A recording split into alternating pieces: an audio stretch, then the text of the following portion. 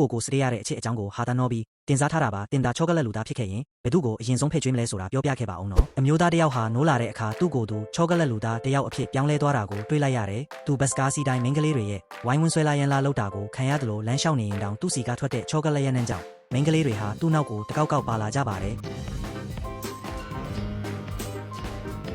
တချို့မိန်းကလေးတွေဆိုရင်သူ့ကိုတွေ့ရဖို့နဲ့ချောကလက်စားရဖို့အတွက်နေမကောင်းချင်အောင်ဆောင်ပြီးစေးရုံတောင်တက်ကြပါသေးတယ်။သူဟာလူကြိုက်များပေမဲ့ဒုက္ခလည်းမနှဲပါဘူး။သူတတိမထားမိတဲ့အချိန်မှာမိန်းကလေးတွေကသူ့ခေါင်းကိုတဝက်လောက်ကိုက်စားပစ်လိုက်တာမျိုးတွေကြုံရတတ်ပါတယ်။ဒါပေမဲ့သူကတော့ဒီထူးခြားတဲ့အတွေ့အကြုံကိုတကယ်ပဲသဘောကျနေပုံရတယ်။ဝမ်းနည်းနေတဲ့သူကိုတွေ့ရင်လည်းသူ့ရဲ့နားရက်ကိုဖဲ့ပေးတတ်ပြီးအဲ့ဒီအခါမိန်းကလေးတွေဟာချက်ချင်းပဲပျော်ရွှင်သွားကြပါတယ်။သူချောကလက်လူသားဖြစ်လာတဲ့ကသူ့ရဲ့ရေးစားဖြစ်သူအတွက်လက်ဆောင်တွေဝယ်ပေးဖို့မလိုတော့ပါဘူး။သူ့ရေးစားကတော့သူ့ကိုတစ်ချိန်လုံးတွေ့ကက်နေပါတော့တယ်။သမင်းစားတဲ့အခါမှာတောင်စိတ်ကျေနပ်မှုရဖို့သူ့ရဲ့ချက်ကိုလက်နဲ့ထိထားရတယ်လို့ရုပ်ရှင်ကြည့်ရင်လည်းပြောင်းဖူးပေါက်ပေါက်စားမဲ့အစားသူ့လက်ချောင်းလေးတွေကိုပါးစက်ထဲထည့်ထားတတ်ပါတယ်။မြစ်စာစားတဲ့အခါမှာလည်းချောကလက်မပါရင်သူမကသမင်းငက်ခံဆန္ဒပြတတ်လို့သူခတ်များသူ့လက်ချောင်းလေးတွေကိုဖြတ်ပြီးကျွေးရရှာပါတယ်။နောက်နေ့မှာသူ့ရေးစားအားကစားယုံသွားတဲ့အခါအားအင်မရှိမှဆိုလို့သူ့ရဲ့ဘိုက်ကြော့သားတစ်ဖက်ကိုဖဲ့ပေးခဲ့ပြီးအထာကျကျပဲထွက်ခွာလာခဲ့ပါတယ်။ဂျင်ထဲကမိန်းကလေးတွေကတော့ဒါကိုကြည့်ပြီးအယမ်းကိုမနာလိုဖြစ်နေကြပါတယ်။ကဲဒါဆိုရင်တင်ကောဒီလိုမျိုးချောကလက်လူသားတယောက်ဖြစ်ချင်ပါသလား